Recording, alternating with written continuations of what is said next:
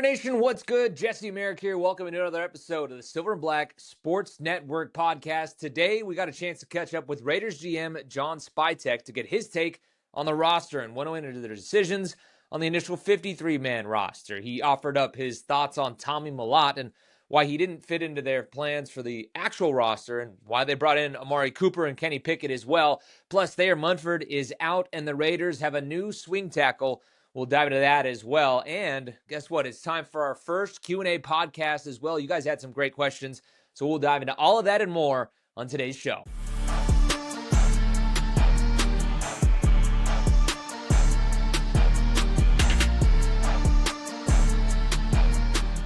All right, guys, before we get it rolling, it's back to your regularly scheduled programming here at the top of the show. If you're not already subscribed to our newsletter, hit up silverandblacksportsnetwork.com to do so. You can subscribe for free to get our Friday edition, or if you want more of the best Raiders coverage out there, you can get full access to every newsletter that we send out for just $6 a month. So head over to silverandblacksportsnetwork.com and subscribe to help support our channel.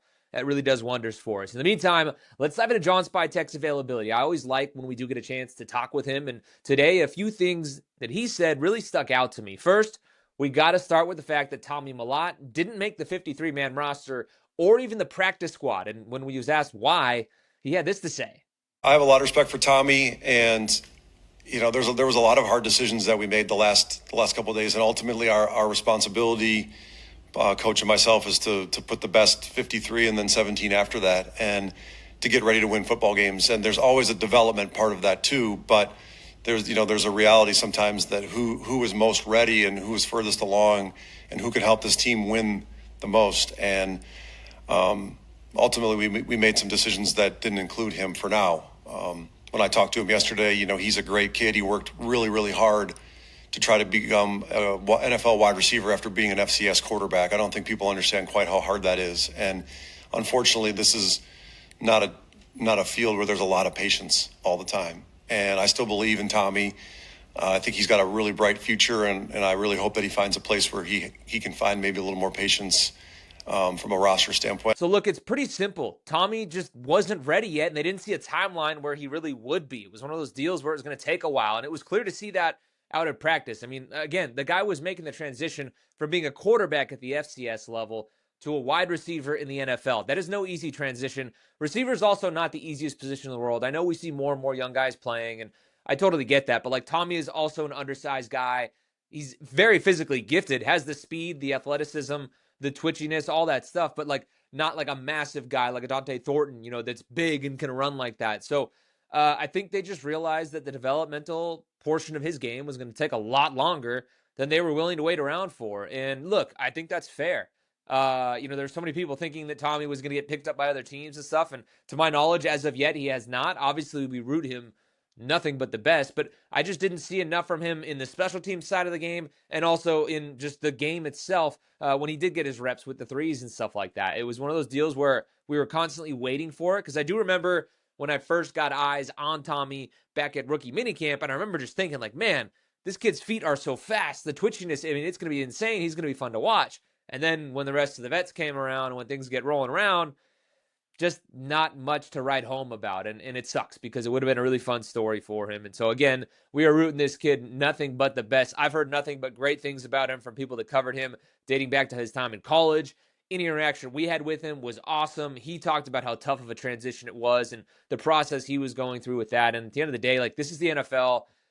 It sucks. This is a great opportunity for these guys, and it's heartbreaking when they don't, eventually make the roster. So don't write him off completely. Maybe somebody does, jump in there and want to give him the opportunity to really learn and grow. And who knows what he turns into. But again, just moving along from Tommy, it was a surprise. I thought for sure he'd end up back in the practice squad. But again, it seems like these guys are just in win now mode. And obviously there's plenty of guys that they're willing to develop, but they just weren't willing to wait on that at receiver. Didn't see enough to really think that it was worth moving forward as well. And yes, you use a draft pick on him and all that stuff. And during the draft, I think it's probably a wise move. And I know some people aren't too happy about, their draft picks and some of the guys that didn't make the roster and all that stuff. Forget about all that right now.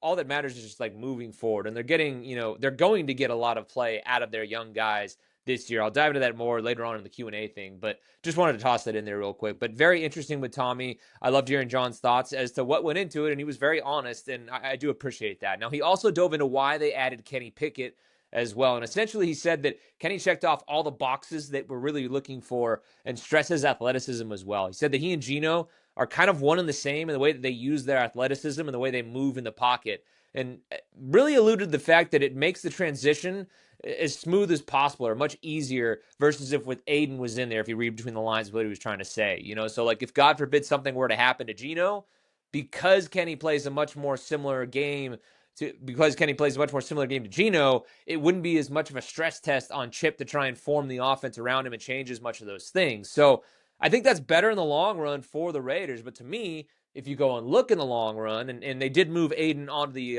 injured reserve as well, so he's already had his surgery. He's starting his recovery. That 6 to 8 week timeline that they said is starting now for him. So we'll wait and see what happens come that time.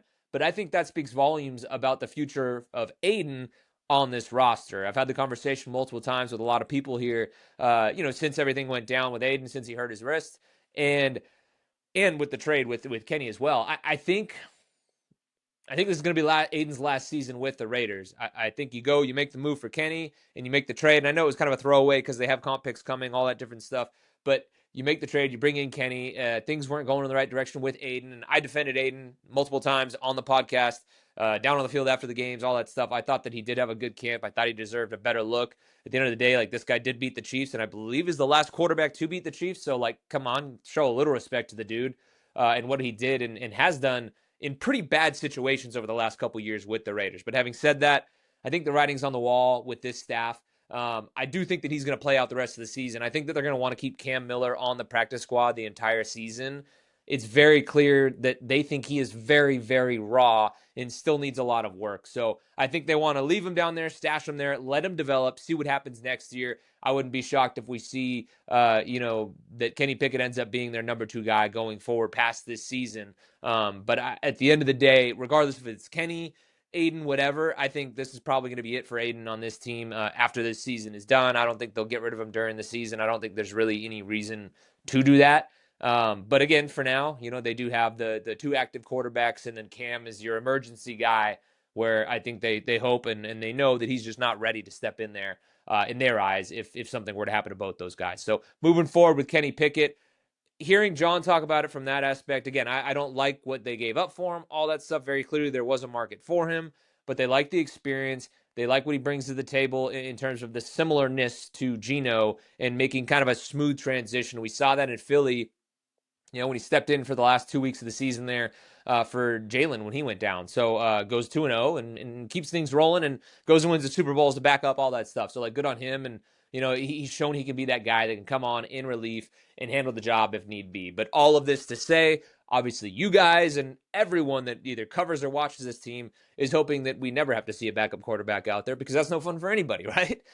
Anyway, let's move along. Amari Cooper was another guy that he did talk about. What's his role going to be? Spy said that he really likes what he brings to the table and the timing of his addition. He said it had nothing to do with Jacoby's trade request, and I do believe him on that front. He said that they've been talking to him for a while, that it just happened to be working out the way that it came out, or that they signed him the day that Jacoby requested the trade and all those things. But all that to be said, it's clear this is a guy they've kind of wanted to bring into the fold for a bit after they saw the development of some of their young receivers, or lack thereof. And then now that he is in the fold, he does think that Jacoby's actually going to be playing, not Jacoby, he thinks that Amari is going to be playing a large role in this offense. Well, he played good football for a team that went to the AFC Championship last year too, and his ability to make unique catches is something that's always stood out for me. And, whether or not you're the fastest guy in the world or you're not the fastest guy in the world, you're going to have to make contested catches at this level. And he's always been able to do that. And he had many of those last year.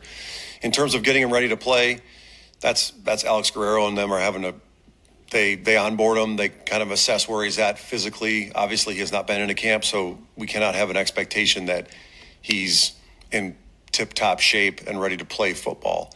But we have a plan for him to bring him along, and that plan will more than likely include him being a big part of the game plan in New England in 10 days or whatever it is from now. Now, to clarify, I think Jacoby is going to have a big role in this offense as well, but I think the two of them playing together could be really interesting. I think the thing that stuck out to me most in there is talking about the contested catches and the way that he can make unique catches, things like that. I said it in the podcast after the roster was released. I believe that I believe that this move was more about the development or lack thereof of Dante Thornton more than anything else. Again, more than the Jacoby thing, all that stuff. I think he comes in and probably takes more of that deep ball look away from Dante, and it allows Dante to grow and move a little more.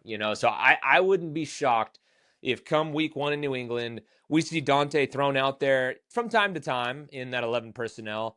But I think he maybe gets bumped down to their 4th receiver, and I wouldn't be shocked to see Amari be the 3rd guy out there, as their number 3 receiver when they do go to 11 personnel. And I say that because I really like what I've seen out of Trey Tucker. And I could be wrong. Maybe they like Amari better than Trey Tucker. Who knows? Tucker's a young guy, hasn't shown he can do it consistently, has to show those new hands on display. But, man, I was really impressed with what I saw out of Trey, and I don't know how anybody that was at camp, anybody that works for this team, all those things, couldn't have liked what they saw out of Trey Tucker and couldn't feel like he could be that guy, that takes a big leap in this season. So I'm curious to see what it looks like.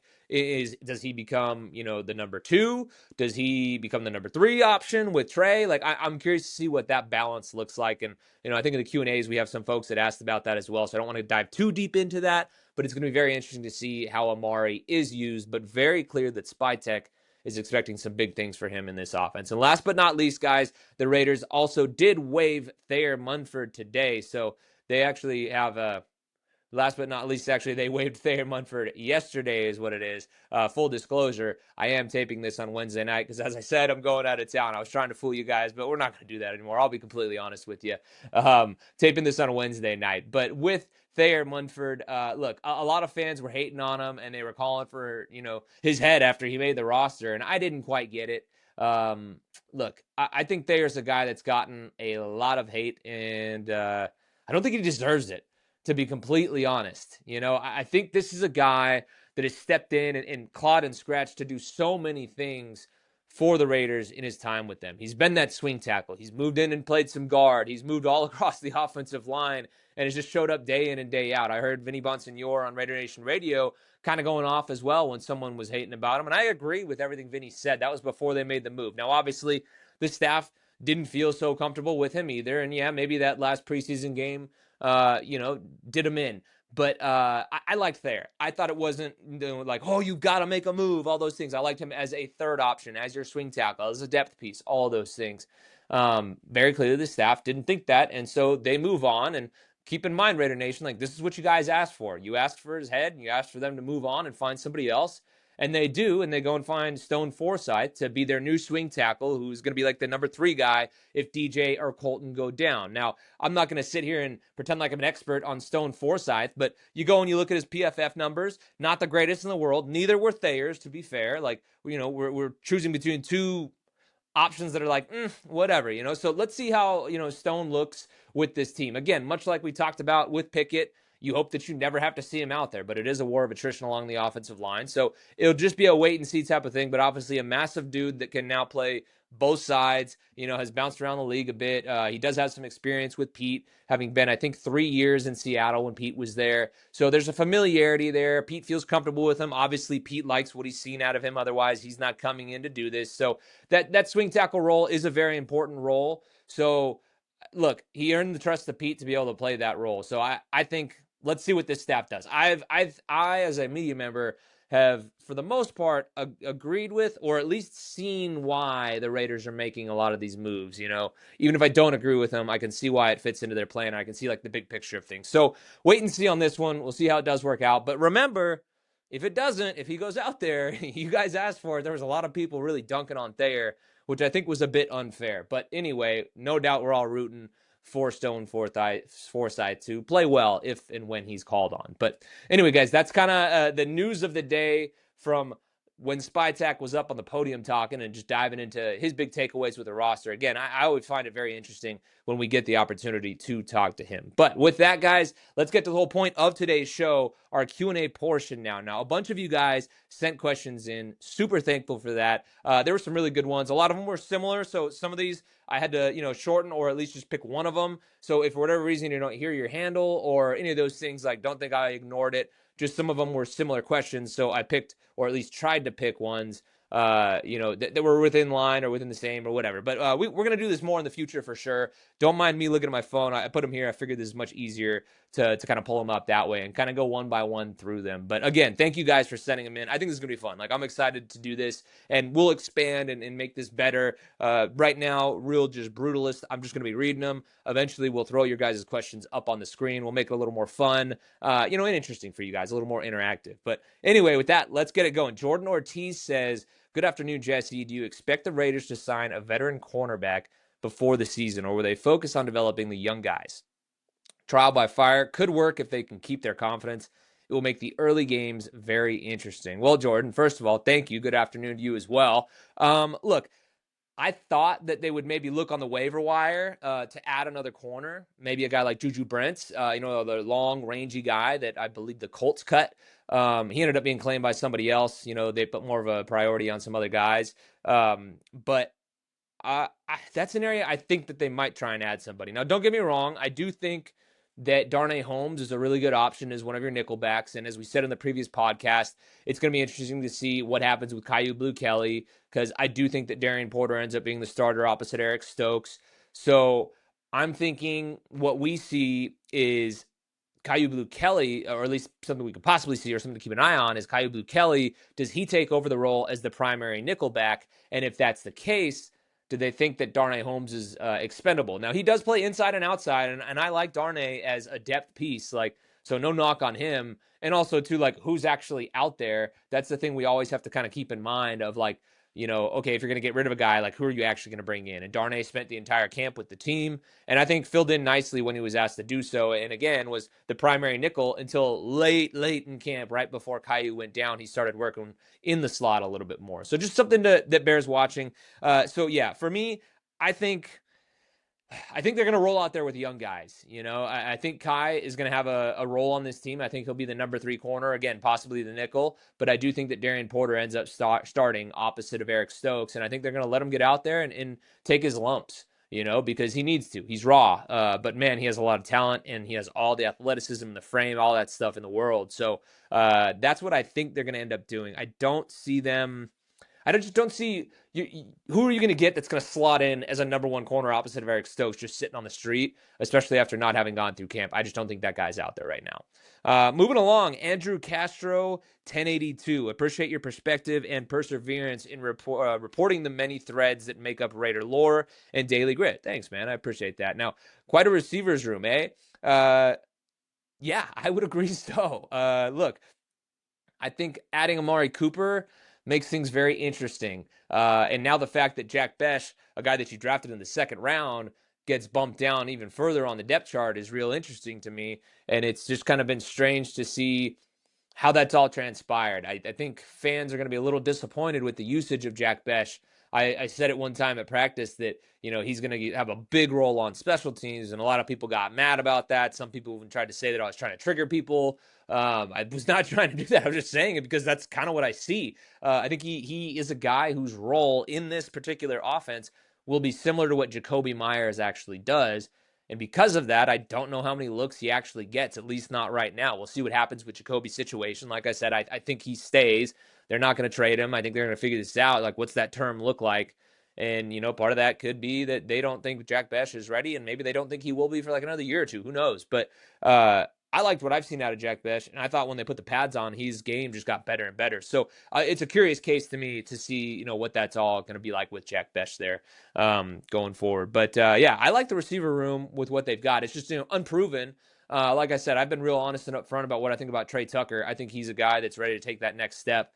But if it ends up being, Jacoby, Amari Cooper, and Trey Tucker, I think that's a nice group. And I've said it multiple times. I think the Raiders are going to be in 12 personnel a lot, and even sprinkle in some 13 personnel. So we're going to see a lot of Brock, obviously, but also a lot of Michael Mayer too. So I think they're going to supplement work with those tight ends a decent amount. And then, the big question is outside of Jacoby, who can make a play? Does Amari have plenty left in the tank? He said he does. He'll have to go out there and prove it. The next question will be, does Trey look like the dude we all saw in training camp. And if they do, like the Raiders have a really nice receiving room, So I'm curious to see it. Obviously, as a guy who played receiver, low level college receiver, but still played receiver, like I always love watching those guys play and watching them do their thing. And if they can be good, especially with a guy like Geno back there, this offense, could be real interesting. And I do think the offense is going to be good. I think there's going to be some issues maybe on the back end defensively, but this offense should be able to put up some points for sure. And I like the tools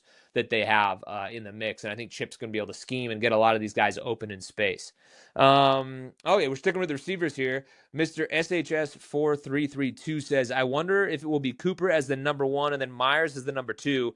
Interesting. Reminds me of the Cooper-Crabtree combination we had back in the day if we can sign Jacoby. Again, I think Jacoby's not going anywhere. I think they're going to sign him, and I do think that Jacoby is the number one, even with Cooper coming back here. I don't think Cooper's the number one receiver anymore. I could totally be wrong.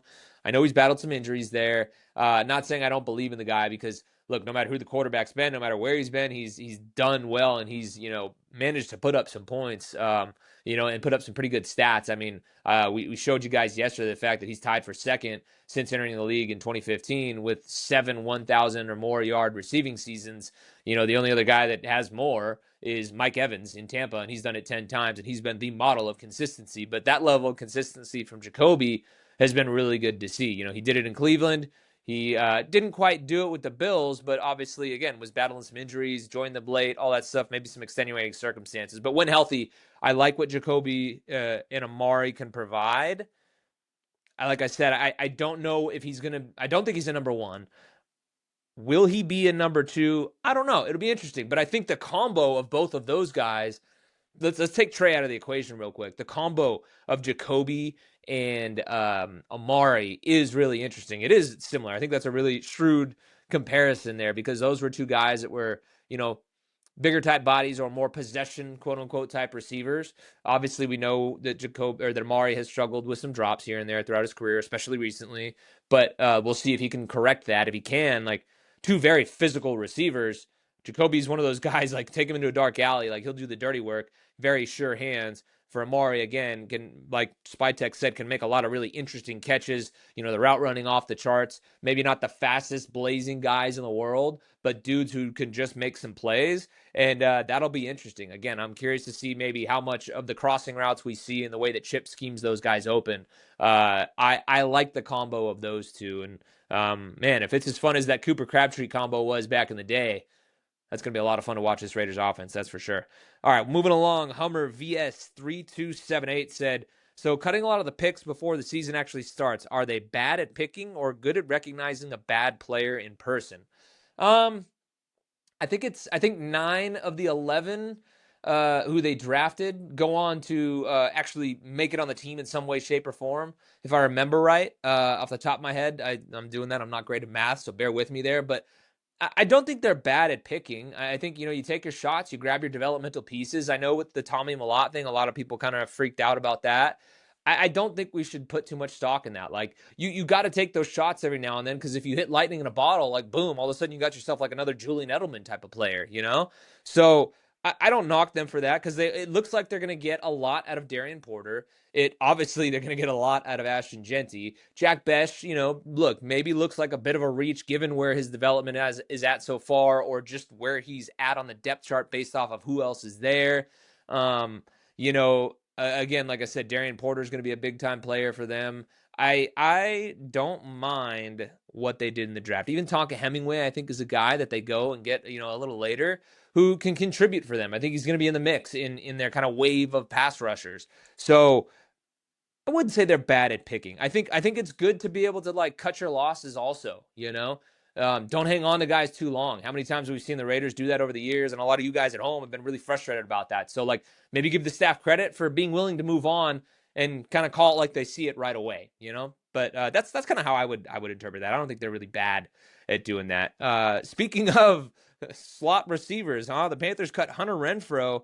Is there any chance the Raiders pick him up? That's from Will Dunn 8507. Yeah, no, I don't think there's any chance that they pick Hunter Renfrow up. I don't think he's the same guy anymore. The way that all went down to me was crazy when Josh McDaniels was here. You think in this offense, you're like, okay, his skill set's going to fit really well what they do.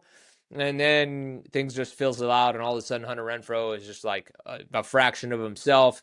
The spiral was crazy. My old boss and I used to joke, like, whose dog did he kick? It was just kind of weird the way the fall from grace happened for Hunter Renfrow. And you hate to see that because he was such an electric receiver. He was fun to watch, man. He was one of the tougher covers, especially in the red zone. I covered Alabama, I covered the University of Alabama when I used to work back in Alabama. And I was at that national championship game when he caught that last second touchdown to win the national championship. And, so like I've been around Hunter Renfrow's career for a while, covering, the SEC and all that stuff. And so you get a glimpse of him when he was in the ACC, obviously at Clemson, but then he goes and joins the Raiders. And so I've been around his career a lot. And he's one of those dudes you kind of root for, being that smaller type of guy. I mean, similar body type to me, and he was out there balling for a while, and then just kind of like a flash in the pan thing. But I think Hunter Renfrow's time has come and gone. I don't see them adding him.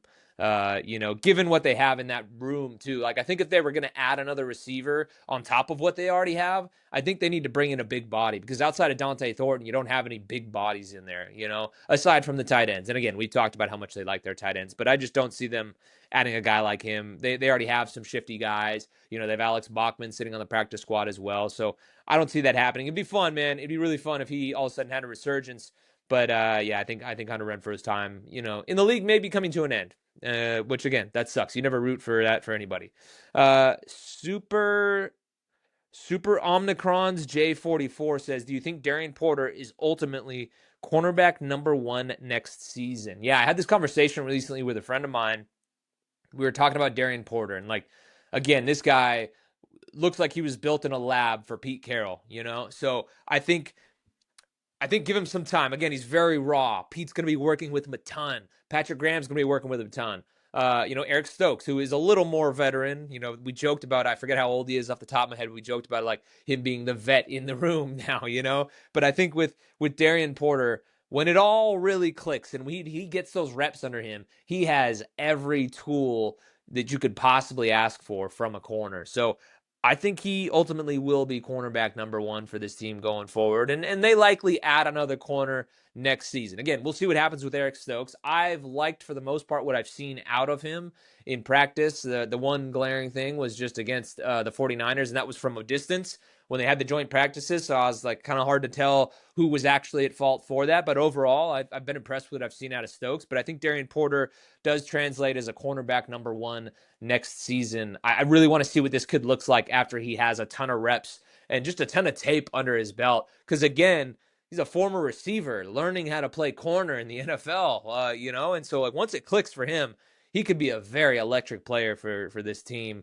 and so I really want to see what a full season of working with Pete and just getting reps and gathering all that data on him looks like. I think he could be, a legit cornerback 1 for this team going forward for sure. Let's see. Vibestrong22. What positions are they still going after cuts? A lot of people did ask similar questions to this. And a lot has happened since you guys probably asked those things. They go and add an outside linebacker. They go and obviously they added Amari Cooper as well. I had talked on the radio about the fact that I thought they would go corner. Like I said, Juju Brents was a guy I thought they may target. Definitely a dude that fits Pete's, profile and the frame that he really wants. The big thing is just like, okay, who do they like better that's out there at corner, and better what they have like options wise. I don't think they go and add a safety because they have Terrell Edmonds sitting there on the practice squad right now. I think they like him and will eventually bump him up. So yeah, I would say if they do anything else, likely it would be at corner, but Pete has talked multiple times and said that he likes what he's got back there. So I don't know that they'll necessarily do anything, to be completely honest. I think this might be what they roll into the season with. I don't think maybe some like little things tinkering here and there, but I don't think we're going to see anything massive going forward with them. BGZA_ asks, what's the chemistry with Besh and Geno going to look like? Yeah, we kind of talked about Besh a little bit here. I really don't know, to be completely honest. Geno talked about liking him. Besh does the dirty work, likes to go do those things. They just didn't get a ton of work together. Like I said it multiple times on the podcast that like every now and then throughout camp in their like competition periods and stuff, they would do like a full line change like you see in hockey and move in an entirely new group of receivers in there to work with Geno. So more often than not, that group would look like Alex Bachman, Colin Johnson, and Jack Besh would get mixed in there as well. And again, like I said, Besh played a role that was very similar to what we've seen out of Jacoby, throughout training camp and everything like that. So he got some work with him, and I think he was impressive. Again, when the pads came on, I really liked his game. And, multiple times, even in one-on-one, stuff like that, made some really nice catches. Got strong hands, not afraid to go over the middle, all those different things. They haven't gotten a ton of work together. So the chemistry to me is not anything, to write home about because, right now, especially, they're really going to be working on the chemistry between Geno and Amari Cooper, and obviously Jacoby Myers as well, Trey Tucker, and Dante Thornton. Like, those are their primary ones, which, again, I know people are annoyed about the fact that they drafted Dante Thornton later and they go and draft Besh in the second round. Is that a reach? All those different things. Fair conversations to have, but that's just kind of where things are at right now. So I don't think the chemistry is really off the charts there. Again, I am so curious to see what the numbers are going to look like for Jack Besh in terms of, how much work he actually gets. I do like the guy's game. I just think he's kind of on the outside looking in terms of the personnel that they currently have on this roster. Maybe that changes next year. Who knows? But the way it's currently constructed, kind of a head scratcher for where they're going to find room to really get some work for Besh in this offense. All right, last one here. Rose Park Raider. That is, what the H does bend don't break mean as a defensive philosophy? Is it real or is it an after the fact excuse for letting teams in a scoring position all game long? I think that's a great one to end on. Yeah, look, I agree with you guys. I get the frustrations of it. As a media member sitting up there in the press box, I have sat there and wondered what the heck is up with all of these soft zones. Why can't we see like stickier coverage? All those different things. Maybe it'll change a bit because of the length that they do have. And again, just like we talked about with the offense in the preseason, they were playing very vanilla football. Same thing goes in the preseason defensively. Now, that doesn't mean you can't play a little bit of a tighter zone, but as Q Myers and I talked about a lot, I think we're going to see a lot of bend but don't break defense. And yeah, that basically just means like you'll take your lumps. You got to be able to tackle all those different things. And they're going to trust their guys on the outside, especially their corners, to be able to tackle. And fans are going to be a little frustrated, especially in this division when you look at the quarterbacks that they're going to be going against. Look what Brock Purdy did against them. I think it could be kind of similar to that.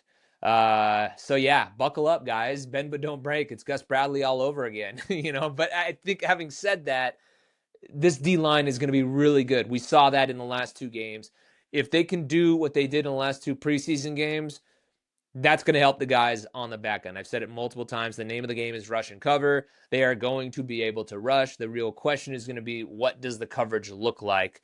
And I'm very curious to see what kind of wrinkles we see defensively. But the past is an indicator of what the future is going to look like, and a lot of it has been those kind of softer zones, So, yeah, probably going to be a lot of bend but don't break, and probably going to be a lot of hoping that you just force teams into field goals, and then you're going to need, conversely, the offense to score touchdowns. So that's where the whole red zone conversation comes into play. So, be ready to pull your hair out a little bit. Hopefully not too much. Hopefully they figure it out. I think they're going to turn the ball over a lot more than they have in years past. That's where, again, that length comes in and the multiple looks that they can throw at teams and start to confuse them a bit more. And then maybe you're not as worried about the softer zone coverage because you can mix the different looks in there to confuse guys, get in there and be in position to make plays and come away with turnovers. I think Patrick Graham is a really good defensive coordinator. He had him going in the right direction till a bunch of injuries happened and all that stuff, in a weird situation, coaching-wise, everything.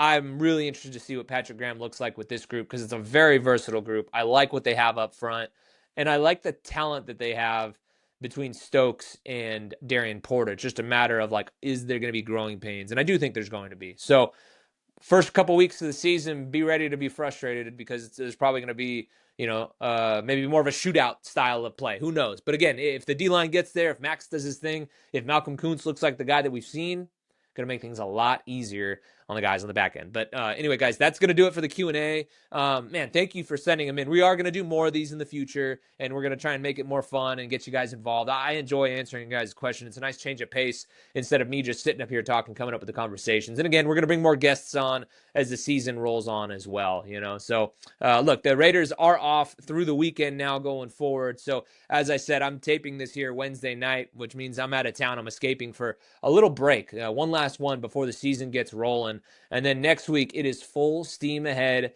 for week 1 in New England. If you guys didn't already know, I will be out there in Foxborough for the opener, and I definitely cannot wait for that. I just can't wait to be done talking about practice. We're talking about real games, so that's going to be fun. But in the meantime, do keep an eye out for our next podcast dropping on Tuesday morning at 11 a.m. There, we'll start to really dive into the season ahead for your Las Vegas Raiders. And again, that is going to be fun. And as I always mention, if you're not already subscribed to our newsletter, please do head to silverandblacksportsnetwork.com and subscribe. You can get up and get signed up for our free version, which gets you the Friday edition of the newsletter. Or for just $6 a month, you'll gain access to all 3 of our newsletters dropping on Monday, Wednesday, and Friday mornings at 6 a.m., chock full of all kinds of insights and Raiders nuggets, and we have fun putting them together. You know, it's a good time. I think they look great. So go up there, support the channel, and check them out. And make sure you like and subscribe to this podcast wherever it is that you guys are listening to us. If you liked what you heard, hit us with that 5-star review and leave a comment as well. As always, we appreciate you guys watching and listening, however you're taking us in. And we will catch you later. Next time we talk, we're going to be talking about regular season football. Let's go!